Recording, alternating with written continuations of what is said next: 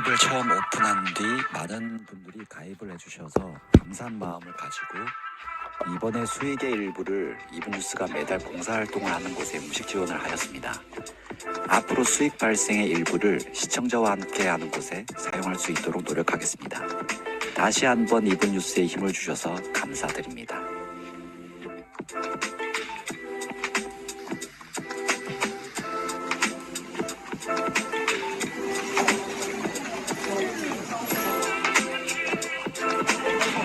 하나 그래요.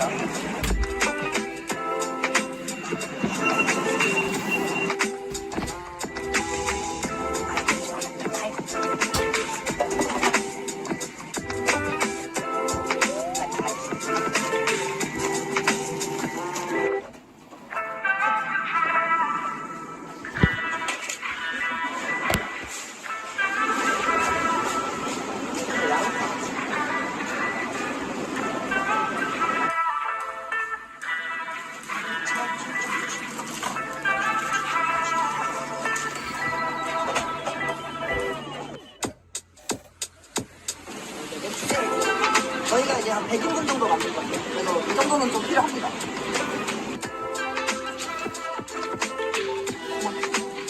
토마토는 오늘 재웠어. 육포에 많이 들어가서 한도 2개 정도 사야 돼.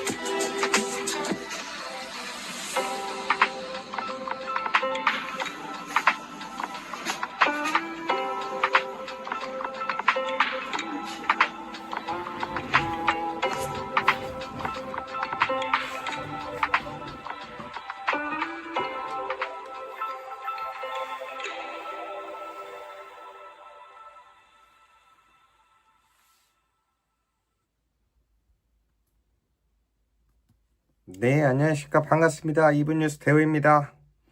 추석 연휴 잘 보내시고 계신가요? 우리 시청자 선생님들 추석 연휴 행복한 연휴 되시길 바라겠습니다.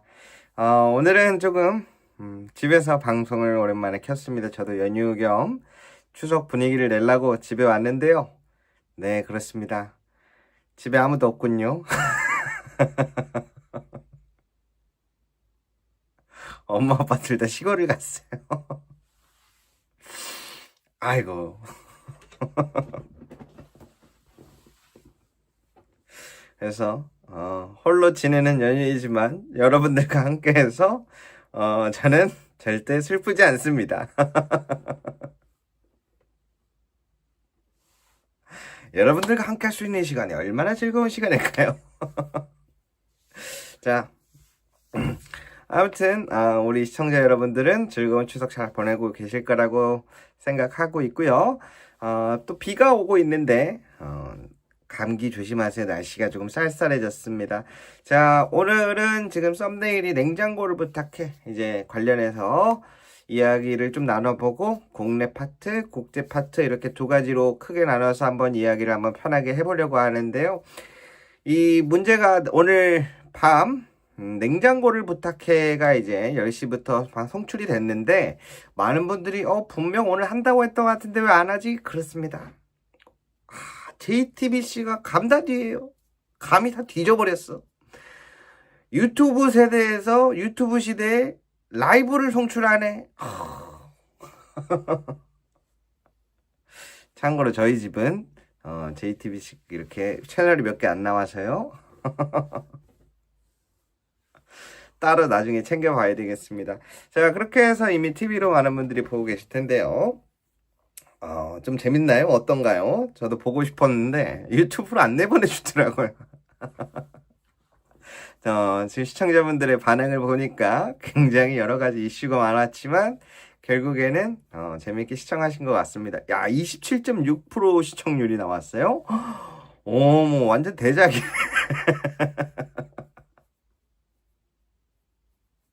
시청률 27%면은 뭐야? 거의 다음번에는 우리 집 거실을 부탁해, 화장실을 부탁해, 모든 방송사가 이재명 대통령과 함께 촬영을 하고 싶겠어요. 다음 설에는 무엇을 부탁해가 나올지 국정을 부탁해. 자, 아무튼 그러한 가운데 있어서 너무 재밌다는 이야기가 많이 나오는데 잠깐 이야기 한번 다뤄보고 가도록 하겠습니다. 해당 소식에 대해서 잘 모르시는 분들도 계시기 때문에 이슈가 있었던 건 아는데 왜 이슈였나요? 자, 어느 정도 이슈냐면 자, 국민의힘 주진우 의원이 강유정과 박수현 등을 고소하겠다. 대통령 예능 촬영 날짜를 은폐했다. 지금 이러한 뉴스 내용들이 계속해서 나오고 있죠. 그래서 오늘 이 부분에 대해 설명을 드리려고 하는데요. 자, 지난번 국정자원 화재가 있었을 때 촬영한 것이 아니냐. 그리고 그와 관련된 공무원이 투신 사망을 했는데 그 화재 당시에 이재명 대통령은 어디에 있었는가? 라면서 그 화재 당일날 뭐 촬영하고 있던 게 아니냐? 이런 논란이 커졌었죠. 자, 그래서 한번 정리를 한번 해야 될 것 같습니다. 왜냐면 정확하게 내용을 다루는 건 중요하니까요. 그런데 이 냉장고를 부탁해 자체가 사실은 여러 가지 설명을 좀 같이 들어보려고 하는데요. 요거는 이제 정치권을 깊숙이 아시는 분들은 아마 뭐 아시겠지만 모르는 분들을 위해 친절하게 설명을 드리자면 국정자원관리 화재 당시의 행안부 관련해서 일정 기록이 쭉 공개됐습니다. 지난 방송에서 다룬 적이 있었죠. 비상대책회의와 중대본회의 등 몇 시부터 몇 시까지 순차적으로 진행이 됐고 그 안에서 작업들을 다 해왔는데 그런데 이제 그 다음에 이제 녹화를 하러 가셨던 타임라인이 나왔거든요. 그래서 그 타임라인이 좁혀지는데 이거는 조금 깊은 분들은 아마 아실 텐데 이재명 대통령의 일 처리 순환 시스템을 보면 뭐가 있냐면 1분 1초도 약간 좀 쉬지 않고 일하는 경향이 있어요. 우리나라의 적당한 편이 약간 워커홀릭의 경향이 좀 강하죠. 그래서 저 지난번에 일본 갔다가 바로 쉬지 않고 미국까지 연달아서 이 외교를 하러 가서 기자단들이 너무 힘들어했다. 아니 좀 쉬었다 가야지 시차 적응도 안 하고 그렇게 큰일들을 다 하면 어떡하냐. 그리고 돌아오자마자 또 다시 일 처리하면서 그 유명한 이야기로는 대통령의 1시간은 1시간이 아니라 국민들 5,200만 시간이다 라고 하면서 굉장한 워커홀릭의 모습을 보여주고 있는데요. 그런데 이제 문제는 그 사안에 화재가 났던 것을 중점으로 그때 그날에 그러고 있었던 거 아니냐라고 이제 공격을 하기 시작했죠. 국민의힘에서. 그러한 부분을 함께 살펴봤을 때 자원 화재 관리가 왜 났는지 다시 한번 설명을 드리자면 그곳에 이제 이온 이온 배튬이 뭐야? 이온 리튬 배터리가 있는데, 지난번에도 한번, 지난 정권에서 화재가 한번 났어가지고, 크게 나서서 카톡 먹통 대란이 있었죠. 그래서 그 뒤에 이상민 전 행안부 장관의 지시로 인해서 배터리를 분리하는 작업들을 수행해오고 있었으나 그게 전체가 이루어지지 않았고 다시 한번 그 화재가 거의 재발했다고 보시면 됩니다. 그래서 사실 그러한 부분에 있어서 굉장히 이제 공무원 분들의 그 행정 시스템 자료 자체가 굉장히 많이 날라갔어요. 그래서 이제 이쪽에서는 이건 좀 수상하다. 계엄 관련된 문서나 이런 것들을 없애려고 누군가 일부러 그렇게 한 거 아니야? 뭐 이런 이야기도 많이 나왔긴 했는데 그것은 뭐 제가 입증할 수 있는 부분이 아니니 제쳐두고 아무튼 그리고 나서 그거에 대해서 주기 전체적으로 빠르게 일처리를 해왔는데 그리고 그 다음 과정에 있었던 촬영 자체를 논란을 삼으면서 본질을 조금 호도하는 모습들을 우리가 볼 수 있었어요. 그래서 한 줄로 정리하면 뭐다? 해야 할 일을 안 해놓고 이거를 촬영을 다니는 거랑 하면서 다니는 거랑 전혀 다른 부분인데 그러한 부분들을 전부 무시한 채 메시지로만 승부를 보고 있으니 그거 참 답답할 노릇이다 라고 말씀을 드리고 싶고요. 왜 그러냐면 그러면 이게 그래도 대우씨 아무리 그래도 시기상 좀 적절하지 않지 않았나요? 그렇게 해서 이제 공무원 투신 관련해 갖고 일요일에서 다음 날로 미뤘는데 사실은 이제 미루지 않고 그냥 일요일 날 직행을 했었더라면 기사는 아마 덜 나왔을 텐데 그게 하루가 더 미뤄지면서 뭔가 이 국민의힘에서는 우리의 공격이 먹혀들고 있다 이렇게 해서 조금 더 진행한 면이 없지 않아 있어 보입니다. 그러면 자 왜 이러한 부분에 있어서 참 그거 안 해도 되는데 왜 굳이 그걸 해가지고 나는 이런 게 너무 속상하다 하시는 분들이 있는데요. 아시는 것처럼 냉장고를 부탁해 예능을 출연하는 게 이제 추석 민심으로 국민들에게 다가가는 부분도 있지만 K푸드 수출 중요에 대한 강조라는 말이 계속해서 나오거든요. 그 K푸드 수출이 왜 강조라는 말이 나오냐면은 곧 있으면 열릴 우리 송민영 농림부 장관 어디 갔죠? 자, 지금 사실 K푸드가 이번에 굉장히 다른 때도 뭐 항상 K푸드는 유명해왔지만 이번에 더 세계 3대 식품 박람회라고 불리우는 안우가에서 주빈국으로 최초로 초대를 받았어요.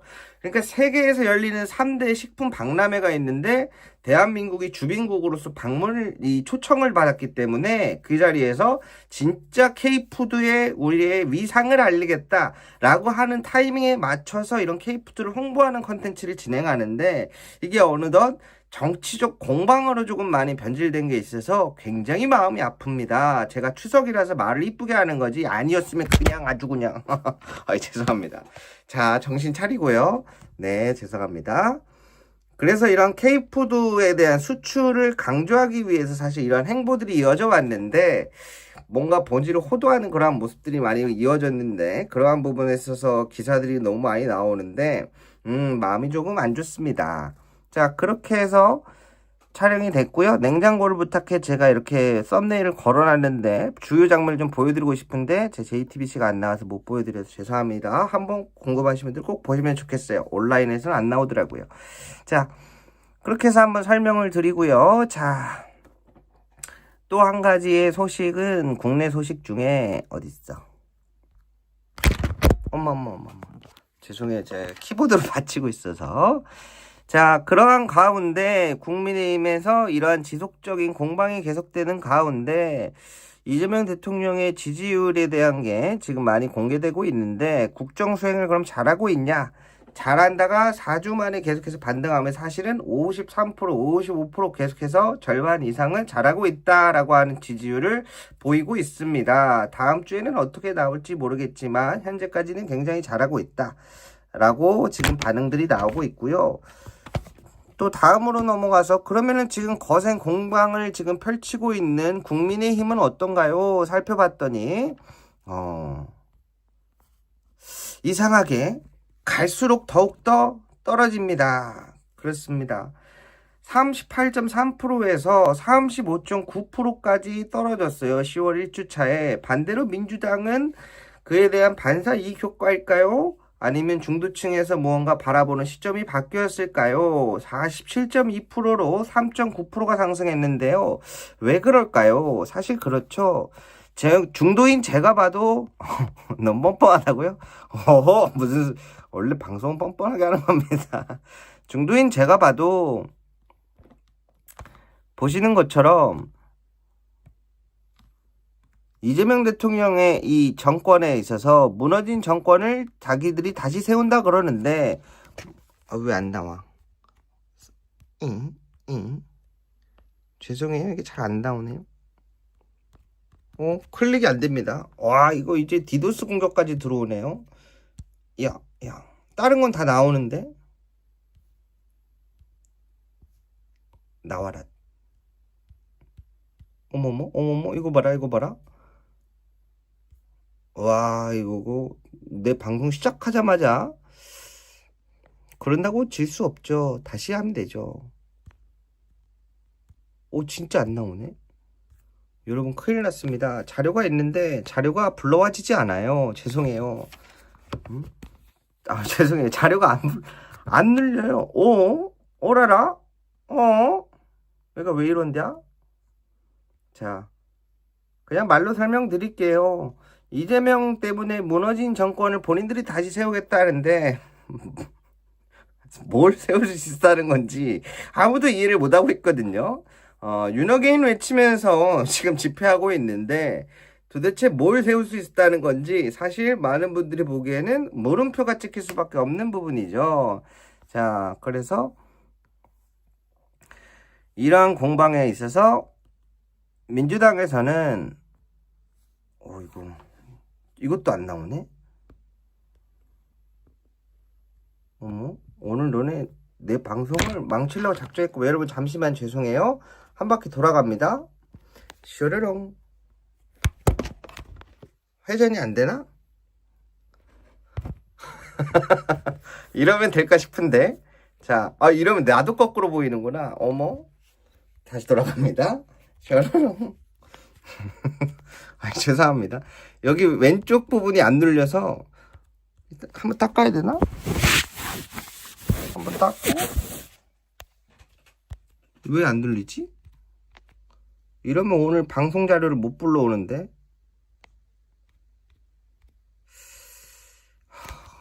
큰일 났네. 방법이 있지.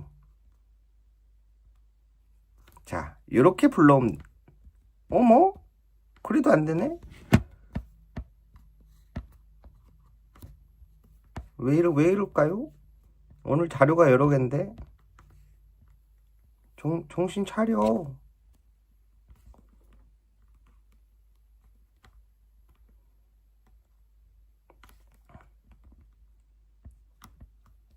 진짜 그러네. 죄송합니다. 잠시만요, 여러분. 조금 방송 송출에 자료가 클릭이 안 돼가지고. 진짜네? 이게 파일을 옮겨도 안 되는 자료네?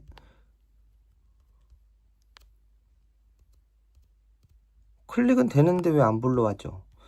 여러분, 외세 공격에 받고 있어서 그냥 스킵하겠습니다. 자, 아무튼, 굉장히 당혹스럽네.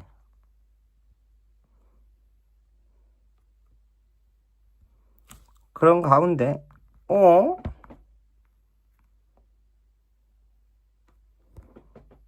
잠시만요, 여러분.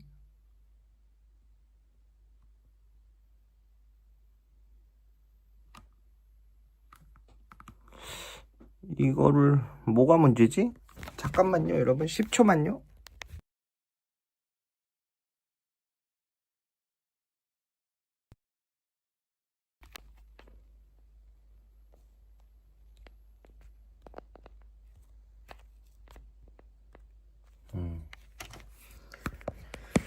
죄송합니다, 여러분. 갑자기 핸드폰이 맛이 갔는지 자료가 안 불러와져요.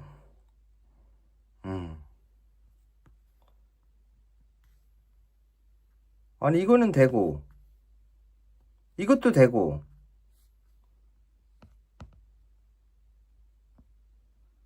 국민의힘 거는 다 불러와지는데 민주당 거는 왜 안 불러와지냐? 야, 진짜 진숙에 저주가 걸렸네.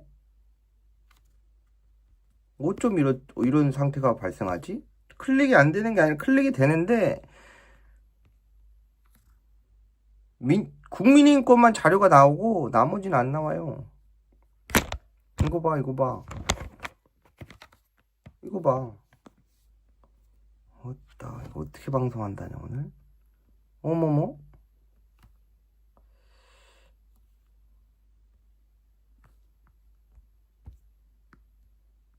오늘 자료가 엄청 많은데 어떻게 해야 될까요?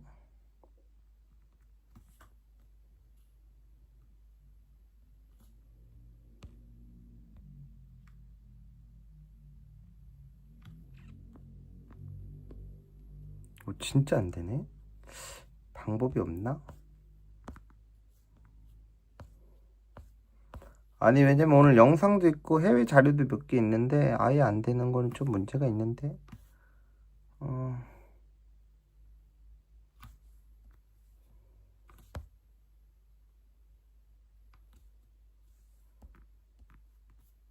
당황하지 말고.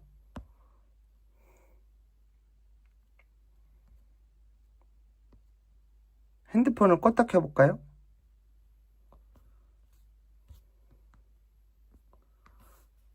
여러분 일단 핸드폰을 껐다 켜볼게요. 방송은 잠시 버퍼링 있겠습니다. 한 30초.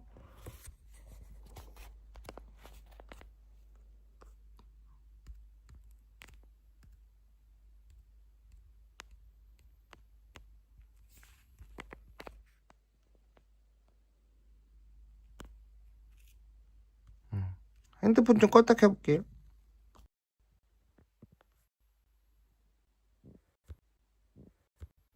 된다. 죄송해요, 여러분. 됐습니다. 프로그램에 문제가 있었나봐요. 네. 자. 비가 와서 그런지 프로그램에 문제가 있었던 것 같습니다. 자, 마저 이어가 보겠습니다. 그 30초를 못 참고 나가시면 어떡해요. 여러분들의 시간은 중요하죠. 또 다들 주무실 시간이니까. 자, 마저 이어서 가보겠습니다. 자, 그런데 거기에서 그치지 않고 또 뭘 또 끌어올리고 있죠? 김현지라고 하는 이제 총무비서관. 그러니까 이재명 경기도지사 당시 함께 했었던 최측근 중에 한 명인데 사실 굉장히 이슈로 계속 끌어올리고 있어요. 사실 이거는 국민의힘에서 끌어올리고 있는 부분이 존재하죠. 근데 이제 언론이 계속 그거를 이제 받아주면서 공무원이 나이와 학력을 숨기고 인사를 개입한다. 직권남용이다. 라고 해서 고발을 하고 이제 청문회 자리에서 불러오는 게 목표인데 왜 그럴까? 사실 이제 국회에서 나오는 이야기는 뭐냐면 윤석열 정권 때도 이제 총무비서관 정도 되는 사람들은 학력과 나이 이런 것들을 공개를 했는데 왜 안 하냐? 라는 이유예요. 그래서 이제 제가 궁금한 거는 물론 공개를 하겠지만서도 학력과 나이가 무슨 대한민국의 중대한 사안인가? 저는 뭐 무슨 비리가 있는 것도 아니고 뭐 수백억 수천억을 해먹은 것도 아니고 뇌물을 받은 것도 아니고 대통령의 측근의 학력과 나이가 대한민국의 언론의 랭킹 뉴스를 좌지우지할 만한 중대 사안인가? 라는 부분에 있어서 의문을 던질 수밖에 없습니다. 그래서 사실은 이거는 공개하면 되는 부분이고 좀 저급한 공격이다. 국민의힘의 지지율이 떨어지는 건 분열을 부추기는 극우 정당이다. 대통령 흠집내기에만 몰두한다. 그래서 제가 이거를 보면서 뭘 생각하냐면 지금 국민의힘에서는 무언가 공격과 방향의 메시지를 일치하게 내면서 뭔가 띄우는 데 집중을 하고 있는데 그게 과연 일반적인 국민들 또는 중도들이 바라봤을 때 의미 있는 공격이냐를 봐야 되거든요. 예를 들면 민주당에서 이제 작년에 계엄하려는 거 아니죠라는 질문에 많은 사람들이 웃었어요. 아이 무슨 아무리 그래도 윤석열이 무슨 계엄이야 하고 웃었단 말이죠. 이제 민주당 사람들이 뭔가 이거 이야기 들어보니까 심상치 않은 것 같은데 뭔가 있는 것 같은데 이렇게 의심을 했다면 일반적인 사람들은 아이 무슨 계엄이야 그랬는데 실제로 일어나는 것처럼 굉장히 강력한 그 국정원이나 막 여러 가지 인사들에 대한 정보력, 엄청난 뛰어난 정보력 등으로 이렇게 활약을 했다면 지금은 반대로 많은 사람들의 뭔가 동의가 구해지거나 공감이 될 만한 부분이 전혀 아닌 일방적인 본인들의 주장으로 인해서 공방이 이루어지고 있는 상태입니다. 이거를 보면서 굉장히 의아할 수밖에 없는 게 이거는 여당과 야당 간에 있어서 정치적 구도 대결이 아니라고 봅니다. 대한민국에 1도 쓸모없는 내용들이에요. 그런데 단순히 여당이란 이유로 야당이란 이유로 이러한 것들이 계속해서 기사화되고 그것이 탑 메인 뉴스를 다룬다는 게 얼마나 웃긴 이야기들인가 라는 생각이 들 수밖에 없겠습니다. 자, 그런 가운데 자, 차라리 조금 민생에 도움되는 기발한 법안이라든가 그러한 부분에 있어서 필요했다면은 조금은 나아질지는 모르겠지만 저는 제가 느낀 종합적인 결론은 당분간 국민의힘 지지율이 올라갈 일은 없어 보입니다. 자, 다음 거 보겠습니다. 다음 이제 오늘 많이 여기저기서 이야기가 나왔던 부분인데 구치소에 수감 중인 윤석열과 김건희 이 부부가 특식이 없다. 연휴 중엔 변호인도 접견이 불가하다. 윤석열 대통령 당시 윤석열 정권에서 구치소 관련된 예산을 삭감했는데 누가 예상이나 했을까요? 그 결과가 본인의 구치소 특식을 없앨 줄이야. 없앨 줄이야. 아유, 죄송합니다. 왜 이렇게 웃음이 이렇게 갑자기 나오지? 죄송합니다. 자, 아무튼 본인 정권 때 없앴던 구치소 예산 삭감으로 인해서 특식을 즐기지 못하는 부부가 또 오늘날의 이슈였습니다. 자, 다음 소식 넘어가겠습니다. 다음 소식은 아무래도 관세 이야기를 잠깐 해볼 수밖에 없겠는데요. 오늘 산업통상부 장관이 이제 돌아왔었죠. 돌아와서 이야기를 나눴는데 어떤 이야기를 나눴냐?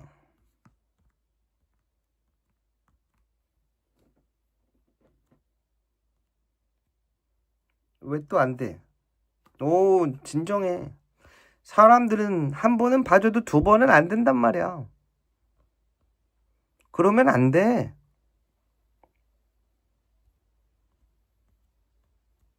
어머, 정신 차려. 정신 차려. 야. 야, 이 12시에 방송 기다리는 사람들을 위해서 너 그러면 안 돼. 이거는 되고. 진짜 가지가지 나뭇가지 하네, 오늘.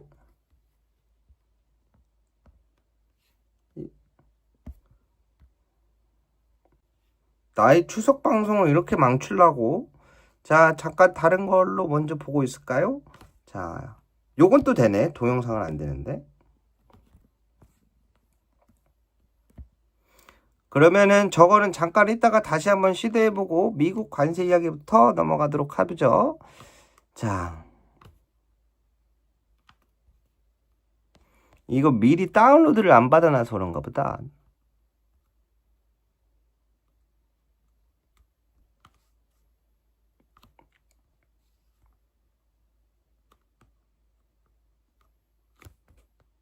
자, 이렇게 하면 되겠죠?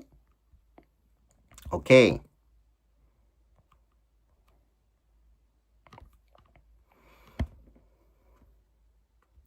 자, 미국 관세 폭탄 부메랑 온다. 재고가 동나자 가격이 인상되기 시작했다.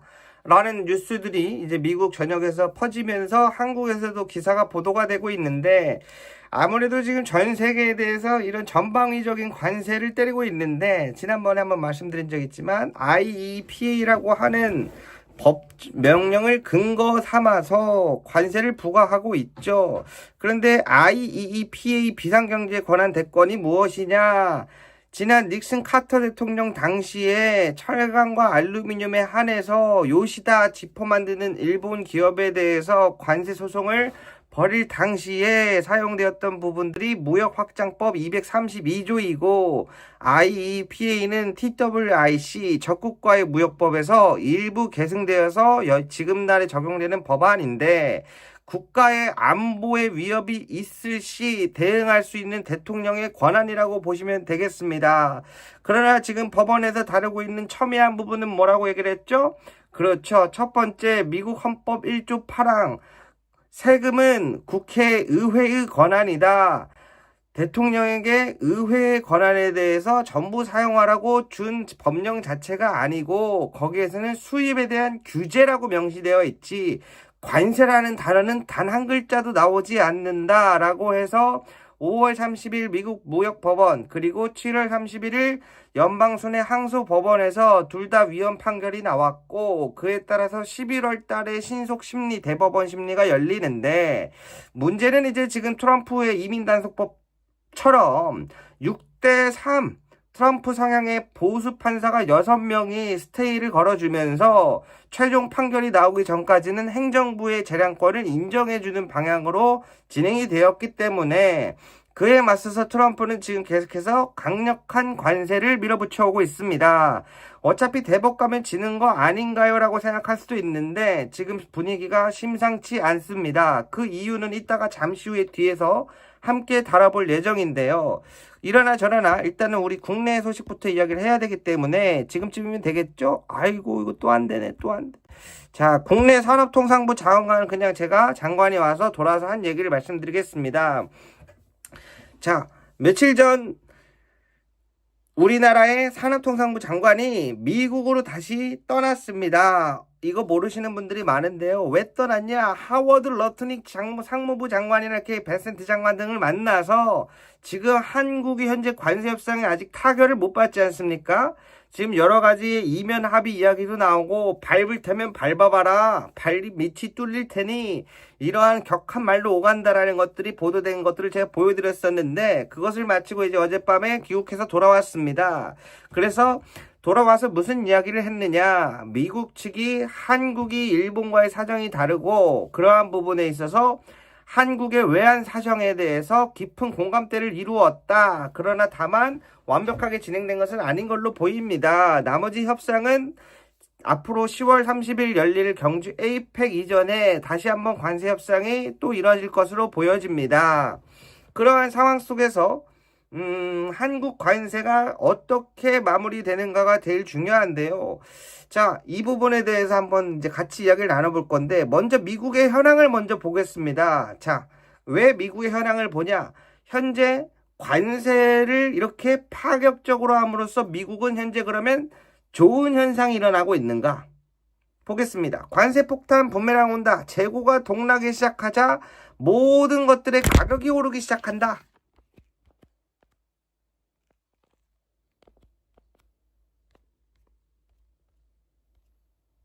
이거 아닌데? 왜 다른 건 다 되는데 왜 쟤만 자꾸 안 되니?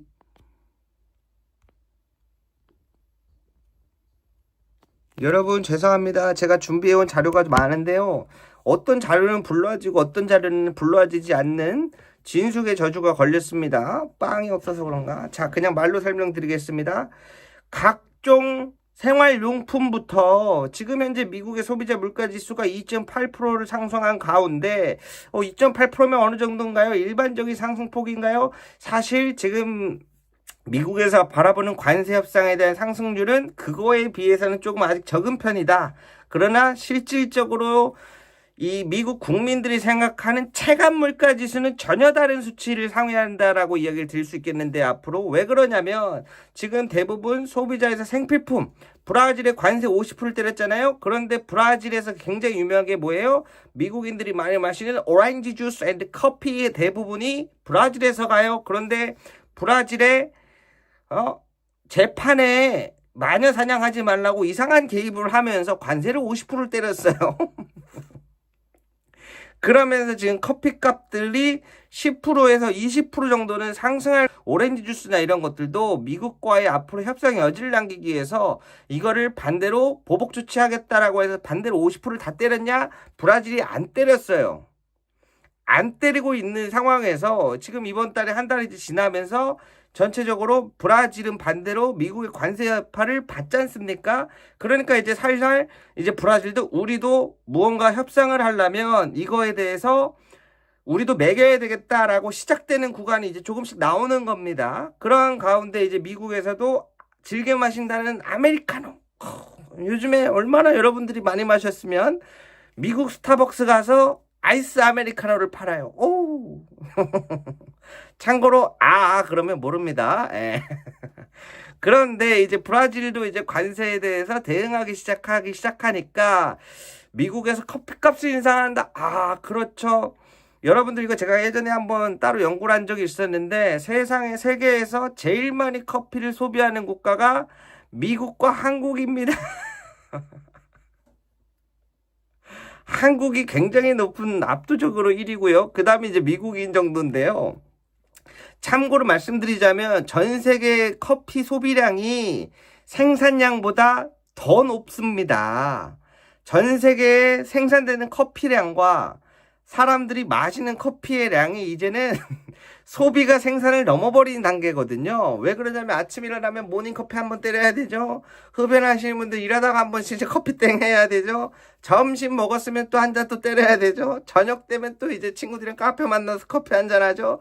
그렇기 때문에 커피에 대한 이 관세 인상의 여파가 사람들에게 실질적으로 다가오는 구간이다라고 말씀을 드릴 수 있고요. 그뿐만 아니라 이것은 일부 상징적인 것에 불과합니다. 대부분 나이키나 신발, 의류 이런 것들에서도 가격에 대한 인상을 예고하고 있고 이제부터는 올린다라고 하고 있는데요. 왜 이제부터 올리냐? 생필품의 이런 우리가 먹는 식음료나 식음료 같은 경우에는 재고가 어느 정도 정해져 있어서 오르는데 시간이 한 6개월 정도 걸린다. 그래서 미국에서 뭔가 이슈가 크게 날 것 같으면 항상 뭐가 나왔죠? 막 마트에서 휴지부터 해고 사재기하는 모습들을 볼 수 있죠. 그래서 미국은 약간 한 번에 뭐가 일어나기 전에 막 많이 사재기를 해놓습니다. 그런데 이제 그런 게 끝나가는 시간이에요.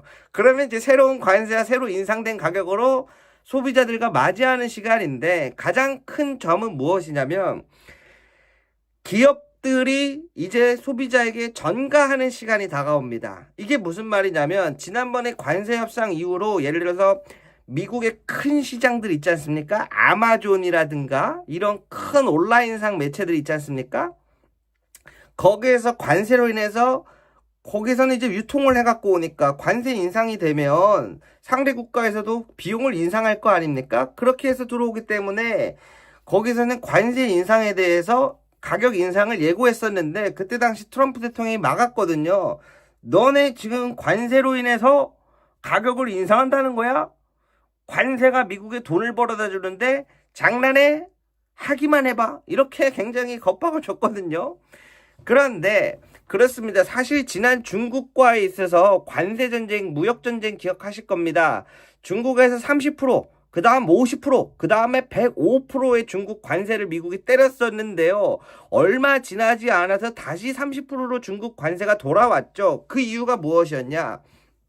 중국도 반대로 야, 트럼프가 우리한테 100% 때려? 우린 200%. 그럼 우리 300% 한다? 그 끝이 보이지 않는데 문제는 이제 서로 그렇게 100%씩 때려가다 보니까 어떻게 돼요? 가격이 걷잡을 수 없어지니까 다시 30% 꼬라지 내리고 돌아왔거든요. 근데 그때 기록된 보고서에 따르면 이게 굉장히 유명한 보고서가 있는데 미국의 기업들은 관세 인상으로 인한 가격 상승을 소비자에게 전가했다. 대부분의 80%의 가격을 기업들도 살아남기 위해 소비자에게 전가할 수밖에 없었다라고 하는 유명한 보고서가 나와요. 그런데 이번 트럼프 정부에서는 트럼프 대통령이 그거를 알고 있기 때문에 사실 이번 관세 인상에 있어서 너네 기업들, 특히 온라인 마켓들 너네들부터 해가지고 전부 다 소비자의 가격 전가하기만 해봐 그랬는데 이제 기업들이 버틸 수 없는 상황이 왔죠. 그래서 기업들이 줄줄이 이제부터는 소비자에게 관세 인상에 대한 가격 인상을 아무래도 함께 나눠야 될 것 같다라고 기업들이 줄줄이 예고하면서 모든 부분에 있어서 가격이 올라갈 지금 조짐이 보이고 있습니다. 아이고.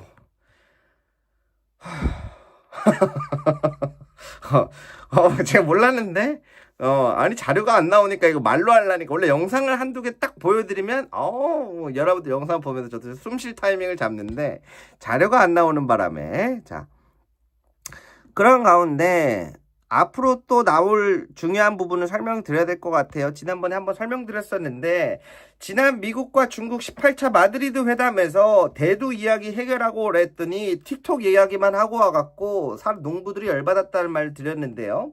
그러자 이제 우리는 막대한 수익을 관세로 거뒀고 그 중에 일부를 농민에게 지원할 것이다. 나는 결코 농민들을 저버리지 않을 것입니다.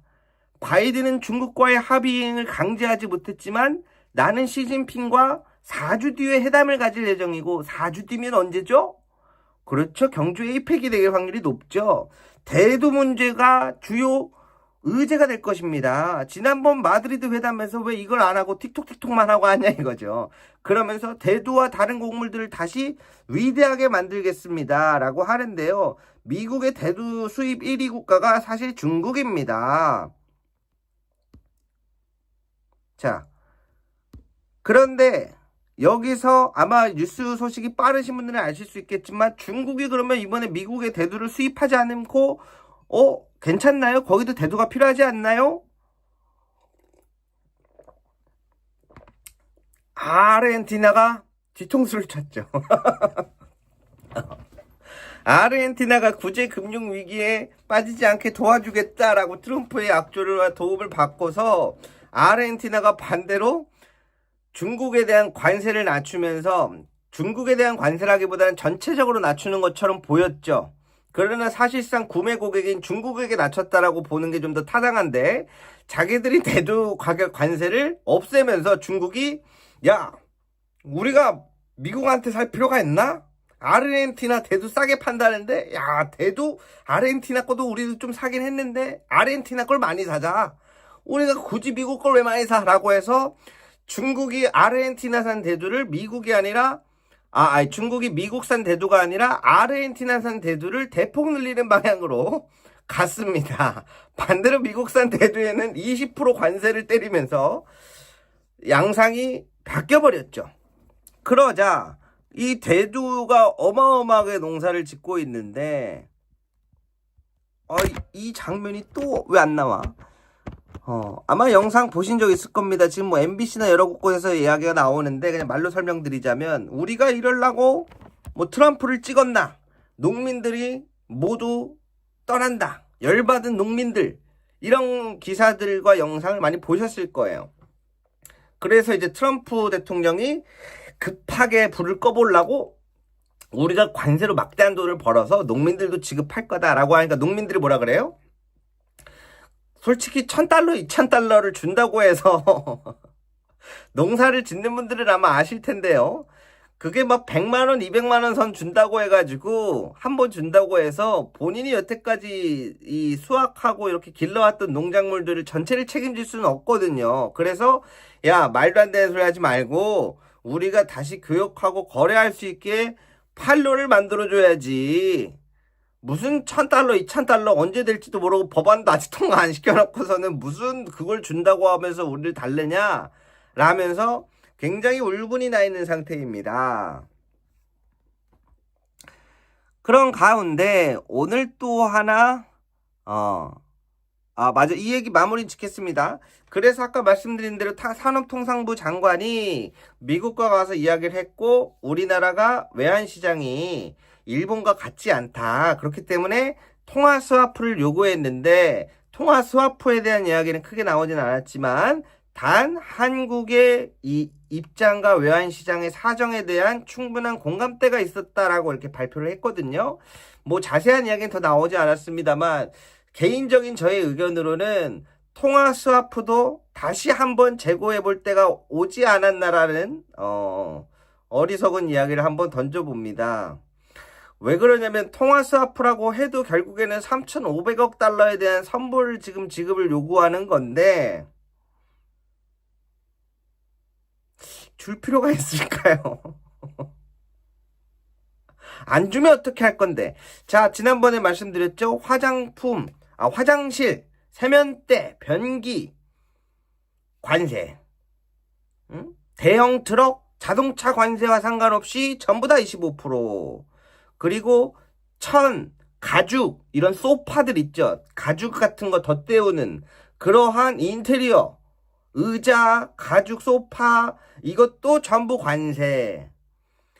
지금 사실 트럼프가 이야기하는 상호 관세 15%냐 25%냐 사실 중요하지 않습니다. 중요하지 않아요. 왜 그러냐면 이 이유를 알아야 되는데요. 아니 이럴 거면 뭐하러 관세 협정을 해? 그렇습니다. 11월에 열릴 대법원의 신속심리에서 트럼프가 패할 경우에 모든 행정명령이 취소를 시켜요. 그러면 관세를 그렇게 매개해서 받을 수가 없는데 그럴 경우에 환급소송까지 이어져서 골치 아프기 때문에 행정부에서도 함부로 하기가 쉽지 않은데 그거를 방지하기 위해서 트럼프가 이번에 행정명령서에 뭘 넣었냐면 품목마다 이거는 다른 법조항에 예외되는 적용입니다라고 막 조그맣게 써넣어요. 관세 법원, 대법원에서 패배할 경우 그걸 대비해서 써놓거든요. 근데 그게 의미가 있을지 없을지 모르겠지만 그런 것처럼 사실 지금 트럼프의 관세는 상호 관세 15%, 25%가 중요한 게 아니고 모든 것에 대해서 품목 관세를 이렇게 매기면서 하려고 하고 있단 말이죠. 그래서 이제 지금은 15%냐 25%냐 35%냐가 어떠한 부분에서는 뭐 기업들에게는 뭐 의미가 클 수는 있겠지만 트럼프 행정부의 관세 성격에는 큰 도움은 되지 못한다. 그래서 아까 말씀드린 것처럼 관세 협상을 맺었다고는 일본이나 유럽도 야야야 대형 트럭은 너네 다 25%야. 관세 협상 맺었잖아요 형님. 우리 5,500억 달러 투자하기로 했고 협정 맺었는데 왜 트럭은 20%가 넘죠? 임마 트럭은 소형차가 아니잖아. 이게 무슨 조건 이게 뭐 깡패는 아니고 말이죠. 이게 얼마나 말도 안 되는 거예요. 이런 말도 안 되는 행태에다가 아무리 통화 스와프라고 한들 맺어놓으면 좋은 것 같지만 3,500억 달러 일단 저는 통화 스와프 체결까지만 해놓고 지급은 조금 신중하게 고려해 볼 필요가 있다. 상황에 따라 그렇게 말씀드리고 싶습니다. 어이구 크림맘 선생님께서 생방을 자주 못 봐요. 이번 주는 자주 들을 듯 하네요. 감사합니다. 자, 그래서 저 혼자 한번 얘기해 봅니다. 통화 스와프 체결까지는 이뤄놓되 대신에 지급은 신중에 마지막 상황까지 고려하고 천천히 해야 한다. 스와프만 체결해 놓고 지급은 천천히. 왜냐? 급변하고 있는 상황 속에서 그조차도 3,500억 달러를 줬지만 또 다른 걸 계속해서 요구하는 그러한 상황이 벌어질 것이기 때문에 결코 빨리 타결한다고 해서 결코 좋은 결과 나오는 것은 아니다. 물론 이제 우리나라 같은 경우에는 이제 삼성, 현대, 기아 여러 가지 미국에 수출하는 기업들 같은 경우에는 이러한 관세가 빨리 타결되기를 원할 수도 있는데 그러나 그게 어떻게 잘 하냐에 따라서 다음 달에 또 다시 바뀔 수도 있다라는 점을 감안해야 돼서 그러한 부분을 좀 잘 생각해 봐주시면 되겠습니다. 괜히 일본이 자동차 관세 15%인데 도요타, 미쓰바 등 유럽으로 진출 판로 계획을 완전히 바꾸는 투트랙 전략을 괜히 구축하는 게 아니다라는 말씀을 드리고 싶습니다. 자, 그런 가운데 미국은 계속해서 물가가 올라가고 있고 자, 그런데 말이죠. 오늘 사실 어제도 잠깐 말씀드렸는데 가장 많이 나오는 이야기는 뭐죠? 그렇습니다. 이번에는 미국의 국토장관이 나왔어요. 어제 말씀드렸던 건 국방부 장관이 이제 전쟁부로 바뀐 헤그세스 장관에 대한 이야기를 하면서 어쩌면 트럼프가 독재 그리고 계엄을 준비하는 것 같으나 그 방법에 있어서 여러 가지 방법을 준비하는 것 같다. 어쩌면 아르헨티나, 이스라엘, 우크라이나, 러시아 대만, 북한 무엇이 될지 모르겠지만 어떤 한 곳을 특정해서 전쟁 무대로 삼아서 전쟁이라는 명분으로 임기를 연장해 오고 있는 정치인들을 보면서 그것을 똑같이 따라하려고 할지도 모르겠다는 이야기를 드렸는데요. 그런데 그 부분도 있고 이 부분도 같이 있다라고 저는 보고 있습니다. 자, 그런데 미국 국토부 장관이 시카고는 전쟁터다. 주 방위군 투입으로 내전 양상이 일어난다. 지금 기사가 도배되고 있는데요. 간단하게 영상으로 그냥 한번 보여드리겠습니다. 자,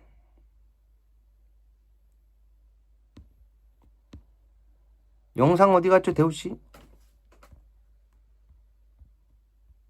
설마 영상 다 안 나와요? 영상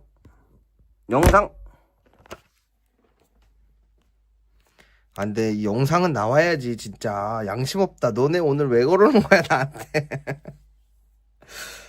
갑자기 식은 땀이 나네 지금. 여러분 30초만 기다려주세요. 프로그램을 한 번 더 다시 껐다 킬게요.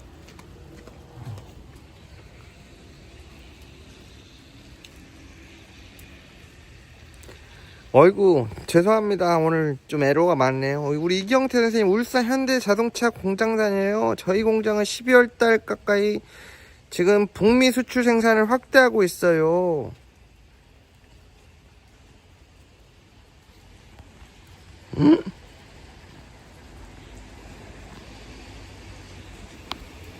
잘 되면 너무 좋겠는데. 걱정이 됩니다.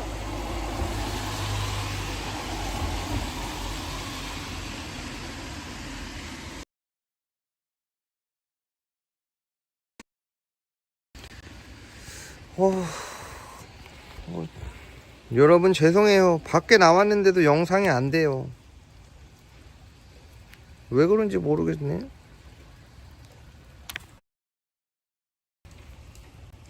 오, 나왔다. 국토안보부가 애니메이션 포켓몬스터를 활용한 불법 이민자 단속 홍보 영상을 오, 된다.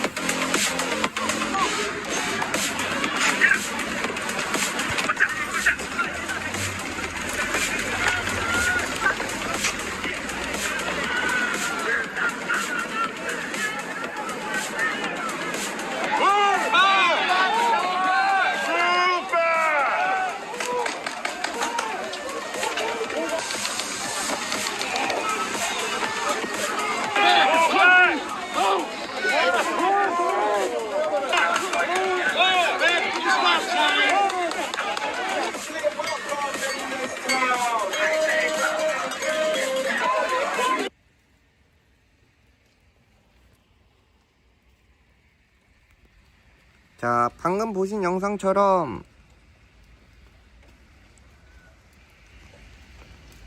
국토안보부가 애니메이션 포켓몬스터를 활용한 불법 이민자 단속 홍보 영상을 공개해 논란이 일고 있습니다. 국토안보부는 현지 시간 23일 소셜미디어 X에 다 잡아들여야 해라는 글과 함께 1분짜리 영상을 올렸습니다. 영상에는 요원들이 체포된 이민자들을 연행하는 장면과 애니메이션 장면이 뒤섞여 나옵니다. 마지막 부분에는 포켓몬 카드가 등장하는데 원래 포켓몬 캐릭터가 있어야 할 부분에 추방당한 사람들의 얼굴이 들어가 있습니다. 이를 두고 트럼프 대통령 지지자들은 지지를 보내는 반면 일각에선 잔혹한 행위를 장난처럼 묘사했다는 비판이 나오고 있습니다. 최근 자, 방금 보신 것처럼 왜 저런 일들이 벌어지는가? 포켓몬스터 애니메이션 영상과 합성을 통해서 포켓몬스터 카드에 불법 이민자 단속 이렇게 때리면서 하는데, 지금 어제 이제 총격전까지 일어났다는 걸 아마 보신 분들이 있을 거예요. 이런 말도 안 되는 상황에 대해서 지금 현재 미국에서는 굉장한 일들이 벌어지고 있는데, 자, 오늘날의 모습은 어떤가? 주지요. 이민 단속국 요원들이 진입하려 하자 시민들과 시위대가 거세게 저항합니다. 이민 단속국 요원뿐 아니라 국경 순찰대, 연방 요원들까지 가세해 이들에게 페퍼 스프레이와 고무탄을 쏘며 강제 진압에 나섭니다. Just Bryant Park! This is not a war zone! We're not threat! Get the fuck out of here! 이날 오전 시카고 남서부에서는 국경 순찰대 요원이 시위 중이던 여성을 총격한 사건도 발생했습니다. 미국 국토안보부는 시위대가 차를 몰고 국경 순찰대 차량에 충돌하려는 과정에서 무장한 여성에게 총을 쐈다고 설명했습니다. 총에 맞은 여성은 미국 시민권자였습니다. A shooting earlier, a knife involved shooting. We want to demand an investigation. They are escalating violence. They are escalating violence in the city. 이처럼 시카고에서 이민 단속을 둘러싼 충돌이 격화하는 가운데 트럼프 대통령은 시카고에 주 방위군 배치 명령을 승인했습니다. 일리노이 주 방위군 300명을 연방정부 통제로 전원하겠다는 겁니다. 일리노이 주지사는 주정부 의사에 반해 군병력을 투입한다는 요구는 터무니없고 미국적이지 않다며 즉각 반대했습니다. 트럼프 행정부는 로스앤젤레스와 워싱턴 DC 등 다른 민주당 주도의 도시들에서도 주 방위군을 강제 투입해 이민 단속과 치안 유지 등에 이용했습니다. 하지만 같은 날 비슷한 상황의 오리건주 포틀랜드에 주 방위군 200명을 투입하려던 트럼프 대통령의 계획은 법원 명령으로 제동이 걸렸습니다. 연방법원은 소규모 시위가 연방 군대의 투입을 정당화하지는 못한다면서 이 나라는 개헌법이 아니라 헌법이 적용되는 곳이라고 지적. 자, 안 그래도 지금 이야기가 나오는데요. 왜 저기는 우리처럼 평화 시위를 못하지? 응원봉 들고 하지 너무 무섭다.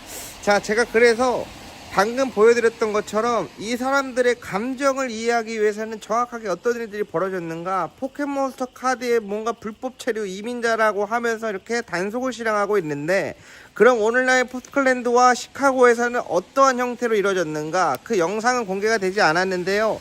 그 이제 인터뷰했던 분의 이야기에 따르면 5층짜리 주택에 예를 들면 시위를 하잖아요. 평화 시위를 하고 있었어요. 하고 있는데 이제 피켓 들고 반대한다. 무엇을? 트럼프가 연방정부 군을 통제하는데 각 주마다 주 방위군이 있잖아요. 근데 연방정부군과 연방군과 주 방위군이 무력 충돌이 생기면 어떡한가? 무력 충돌이 생기면 어떡해요? 그럼 바로 내전이죠.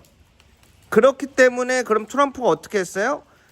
집행명령을 내린단 말이에요. 어떤 집행명령? 이 300명을 트럼프가 연방정부의 통제 하에 움직이던 명령을 내려버려요. 그러면은 주 방위군이 연방정부군의 역할을 하게 되는 거죠. 그렇게 해서 통제하는데 이게 무슨 말도 안 되는 이야기냐. 그러면은 왜 미국이 여러 개의 주로 왜 나뉘어 있고 법령이 뭐하러 다 따로 있냐.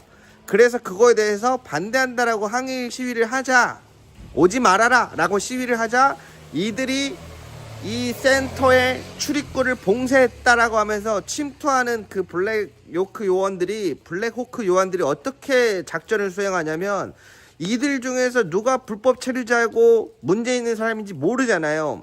그럼 이제 블랙호크 요원들이 헬기 타고 공수투하를 합니다. 공수투하를 해가지고 그 다음에 그 5층짜리 건물에 문을 부수고 들어가고 막 그렇게 해갖고 사람들을 다 잡아요. 그래서 이제 사람들이 영장을 제시해라, 변호인과 함께 얘기할 수 있게 해달라 그러는데 듣지도 않고 아까 보신 것처럼 무력으로 진압을 합니다. 그렇기 때문에 지금 당초의 평화적인 시위가 불가능한 상황으로까지 치닫고 있습니다. 그런 상황에서 오늘 아까 마지막에 보신 것처럼 포클랜드에 이제 군을 투입하는 거에 있어서 연방법원에서 제동을 걸었다고 하는데, 이 연방판사가 뭐라고 하냐 그러면 이거에 대해서 분명히 제동을 걸었는데 트럼프가 우회적으로 꼼수를 써갖고 어떻게든 이걸 하려고 한다. 이 말도 안 되는 걸. 그래서 그거에 대한 강력한 경고를 막 SNS에 본인이 막 밤늦게 해갖고 올리고 법원이 밤늦게 전화로 긴급 제동을 걸은 거예요. 그러면 그 긴급 제동이 과연 걸릴 수 있는가?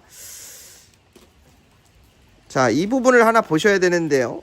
를 모았던 데이비드 김 씨.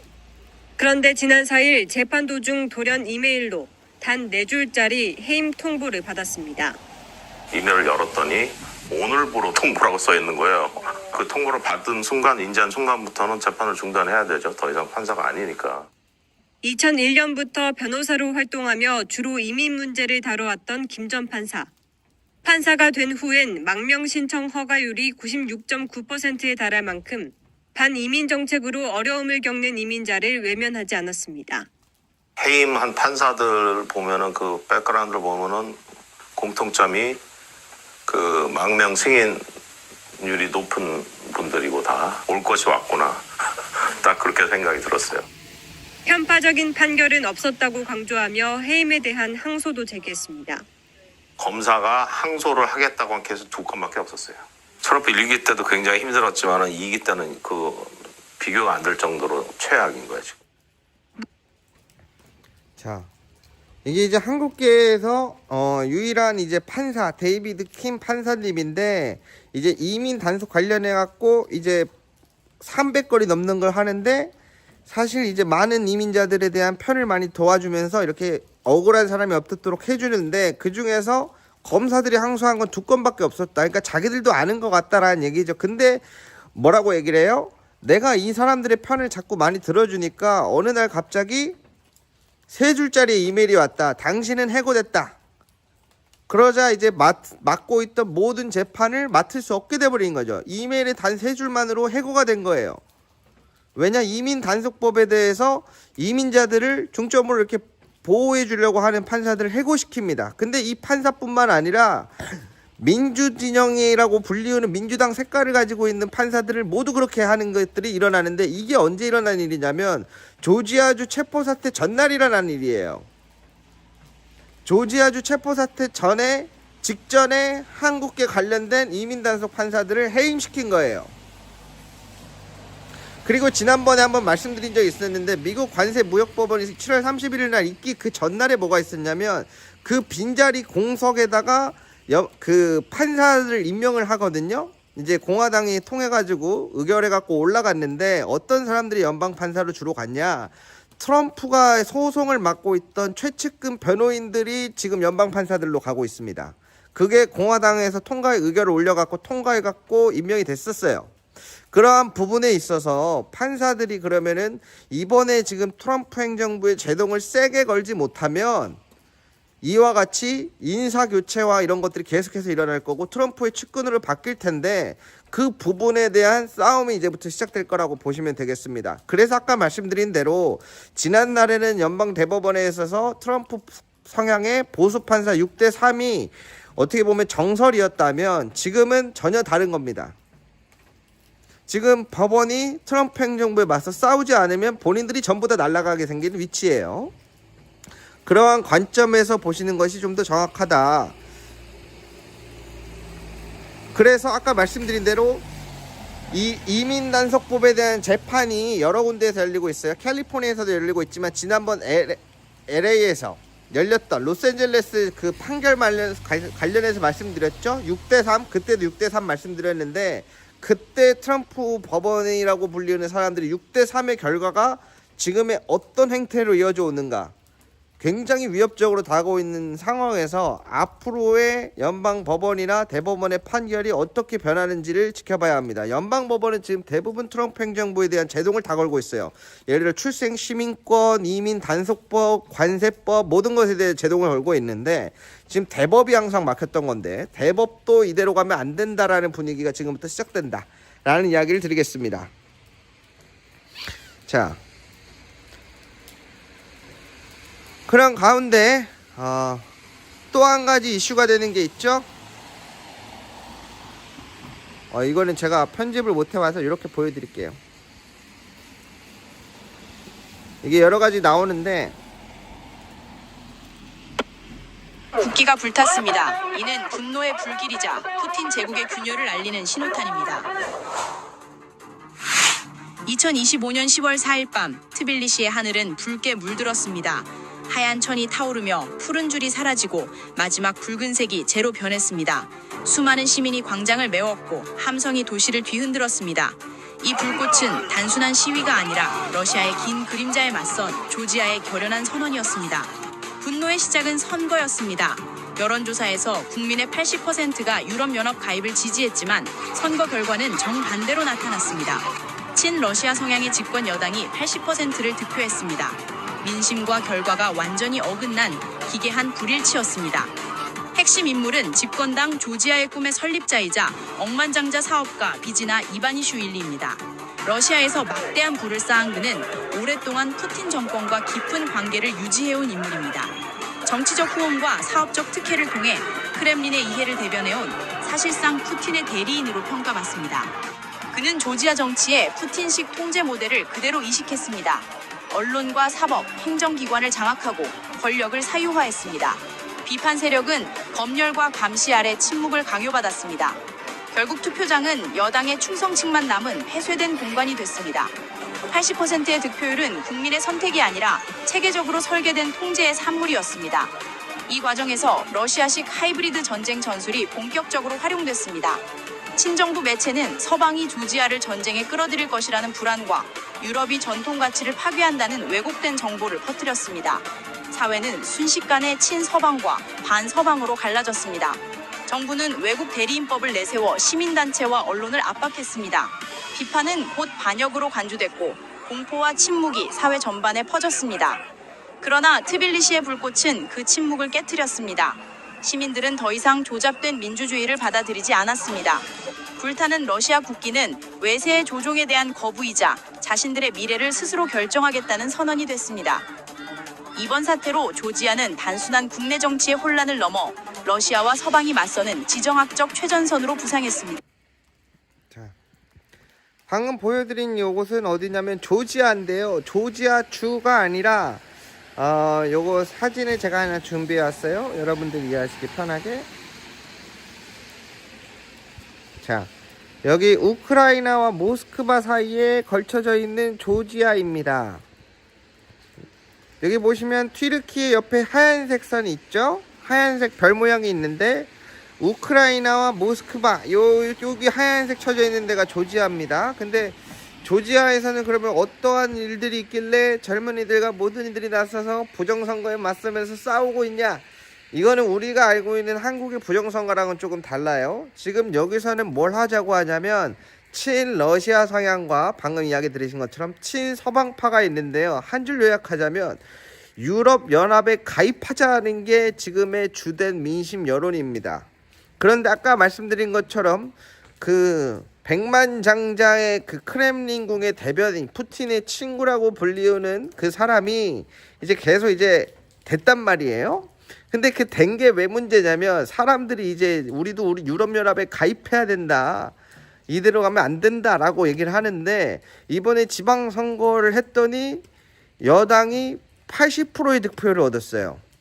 예를 들면은 지금 뭐라고 해야 될까요? 어떻게 설명해야 될까? 여러분들한테 가장 쉬운 설명은 지금 갑자기 윤석열이 등파했는데 80%를 얻은 거야. 국민들한테 투표를 했더니 말도 안 되죠. 그렇기 때문에 안 그래도 이거에 대한 선거에 대한 불신이 있었는데 이거에 대해서 폭발한 겁니다. 우리는 민주주의를 찾아 싸우겠다. 그래서 제가 우리나라에서 이야기하는 부정선거와는 좀 반대 양상의 부정선거 이야기가 나온다. 자, 그렇게 해서 이번에 이제 야당이 다 지고 지방선거, 서울시장 이런 거 전부 다 졌다고 보시면 돼요. 아니 아무리 그래도 지금 만약에 우리로 치자면 우리도 내년에 지방선거가 있잖아요. 지방선거 여러분들 어떻게 예측하십니까? 라고 물어보면 몇 석일진 모르겠지만 민주당이 압승하지 않을까요? 이렇게 생각하시잖아요. 그런데 실제로 여기서도 여론조사를 해보면은 153석 중에 한 80석 이상은 민주당이 가져갈 거다. 지금의 여론이. 라고 점쳤는데 올 싹쓸이를 국민의힘이 했다는 거야. 말도 안 되잖아요. 그래서 그거에 대해서 들고 일어나는 겁니다. 이 푸틴의 대리인하는 사람들이 이게 부정부패와 이렇게 해가지고 지금 나라를 망치려고 그러면서 그래서 지금 저렇게 일어난 거라고 말씀드립니다. 그렇게 해서 이제 네팔, 카트만두, 프랑스, 모로코, 그리고 미국 여러 곳에서 이러한 정황들이 일어나고 있다.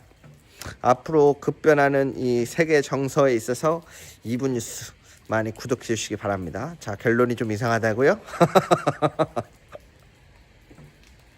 자, 그래서 제가 항상 이야기 드리는 게 지금 우리나라에서도 현중 시위를 빙자한 윤어게인 집회가 지금 현중 시위를 그대로 하고 있는 거거든요. 왜냐하면 지금의 윤어게인을 외치기보다는 뭔가 마가 세력인 척하면서 트럼프가 경주 에이펙에 왔을 때 가장 크게 하는 것을 목표로 삼고 있고 이걸 키워나가고 싶어 한다라고 말씀을 드리는데 굉장히 위험한 발상입니다. 그리고 실제로 그게 효과가 있습니다. 효과가 있을 수밖에 없어요. 왜 있을 수밖에 없냐면 세계가 뭔가 지금 극우화된다고 이야기를 하는데 제가 생각하는 극우화는 조금 달라요. 제가 뭔가 이것들을 이렇게 종합해서 정리해 봤을 때 세계가 극우화되는 방향의 극우는 어떠한 의미냐면 우리가 다른 사람들과 다른 나라와 다른 외국인들과 공존하고 상생하고 그들의 문화를 이해하고 배려하면서 교류하는 게 아니라 다른 사람들의 입장을 이해하기보단 우리부터 좀 살고 보자라고 하는 약간 이타적인 그러한 자기중심적인 모드로 가는 게 세계적인 극우화인 반면에 우리나라의 극우화는 우리 좀 잘 살고 보자라기보다는 이재명은 안 된다 이런 게 좀 강해요. 사실은 민주당은 안 된다, 좌파들은 안 된다. 그러니까 사실 세계의 극우화와 대한민국의 극우화는 저는 조금 별개에서 봐야 된다. 그런데 이러한 선전선동이 먹히는 이유가 있고 효과가 나올 수밖에 없는 이유는 무엇이냐? 아까 말씀드린 대로 일부 동의되는 부분이 명확하게 있다.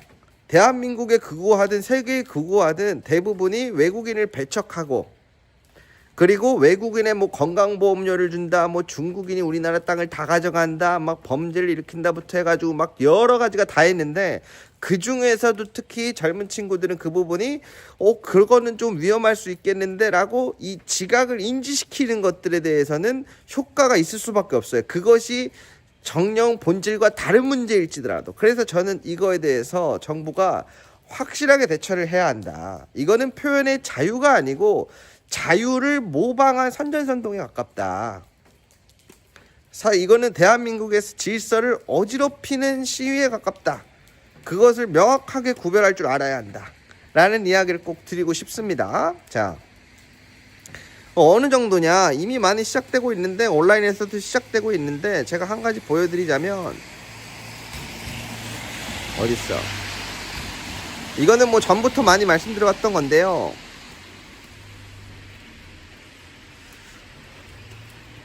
왜 또 없지? 왜 또 없지? 자, 보시는 것처럼 외국 채널이죠. 캉캠. 근데 외국 채널인데 내용이 심영탁 연예인, 그 도라에몽 좋아하는 심영탁 연예인의 아이들을 중점으로 유튜브 채널을 하네요. 그런데 라이브 중이에요. 무슨 라이브를 하고 있나요? 자, 김현지 이야기가 왜 많이 나오는지 보여드릴게요. 국민의힘 쪽에서 띄울 때 어떻게 띄우냐, 그거를 설명드리려면 이걸 보여드릴 수밖에 없는데요.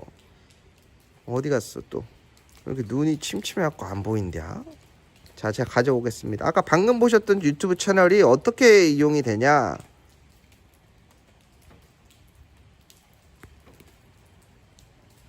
자, 보시는 것처럼 김현지 부부 강남 아파트 압수수색 영장, 이재명 관련 기밀문서, 북한 여권 발견, 이재명의 심연, 김혜경 이혼 소송 제기한다. 왜? 김현지와 불륜설을 공개적으로 폭로했다. 응?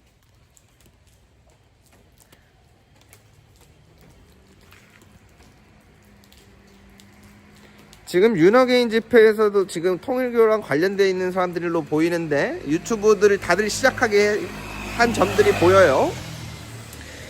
굉장히 조직적이고 엄청나게 동원되고 있다. 그래서 이거를 가만히 냅두면 잘 모르는 사람들은 어머 저게 정말이야 라고 이렇게 속을 수도 있는데, 그러한 부분에 있어서 이거는 강력하게 처단을 해야 한다 말씀드리겠습니다. 자, 아무튼 그렇게 해서 우리나라도 저런 어지러운, 안 그래도 우리 먹고 살기 쉽지 않잖아요. 여러분들 추석이라고 왔는데 좀 명절이라 연휴 길어서 좀 이제 좀 쉬나보다. 아이고 힘들어. 아이고 어깨. 아우 사우나도 좀 가고 팩도 좀 하고 해야겠네 했는데 갑자기 어떻게 돼 친인척들 딱 보는 것까지 좋아서 근데 갑자기 옆에서 빼꼼해갖고 이모 고모 그러면서 어떻게 걸어다니는 ATM기가 이제 딱 와가지고 용돈을 딱 이 눈을 부릅뜨고 초롱초롱한 눈빛으로 돈을 요구하죠. 요구하진 않지만 뭐 간접적으로 요구하는 거죠. 용돈 줄 때가 됐는데 우리 삼촌이 이모가 용돈을 줄 때가 됐는데 그리고 어디선가 또 5만원짜리 받으면은 이 자식들이 눈치 없게 요즘 세상에 이렇게 힘든 시국에 막 그 앞에서 해. 이모가 나 저기 작은 이모가 10만원 줬다. 그러면 우리 큰 이모가 그걸 보고 어떻게 한 장 준비했다가도 이거 안 맞는데 2장 준비할 수밖에 없고 아주 힘든 상황 속에서 열심히 우리가 살아가고 있는데 이렇게 어지러운 질서까지 함께 되면 얼마나 그 머리 아프겠습니까? 그렇기 때문에 잘 좀 부탁드립니다. 자, 그렇게 해서 오늘 방송이 좀 우여곡절 자료도 안 나오고 막 인터넷도 끊기고 해가지고 걱정을 많이 했지만 이렇게 잘 끝냈습니다. 여러분들 그래도 이렇게 오랜만에 긴 연휴 쉬는데 추석 잘 보내시고요. 맛있는 거 많이 먹으시고요. 결국에 남는 건 내 주변의 사람들이다. 그렇게 해서 명절에 싸우지 마시고 행복한 추석 연휴 보내셨으면 좋겠습니다. 자, 오늘은 이렇게 해서 방송을 마무리하도록 하고요. 비가 와서 그런지 생각보다 춥네요. 얼른 들어가 보도록 하겠습니다. 시청해주신 여러분들 감사드리고요. 새늘님께서 이모뻘이 대우씨에게 시청률을 드립니다. 감사합니다. 자, 이름 불러드리면 들어가세요. 최경재님, 가을하늘님, 짱가님, 엄브레드님, 열심히 살자님, 은댕스님, 아침이주스님, 곰탕제르푸님, 김민선님, 소리별님, 바다님, 김나리님, 짱가님, 은댕스님, 동치미 국물만님, 짹짹님, 리셋하고님, 열심히 살자님, 앵두님, 욤욤냠냠님. 오늘은 왜 이렇게 다들 인사를 잘하시지? 힘들어. 진이라라님, 또 어딨어? 이진숙님 항상 감사드리고요. 아침에 주스님, 김민선님, 봉구레님, 깊은바다님, 키소프님 벌써 모두 사탕님, 아라님, 바다님, 은댕님, 자 새날님 모두 감사합니다. 그럼 이만 문 닫겠습니다. 안녕. 문 닫는 영상 어딨지? 문이 열리네요. 짠.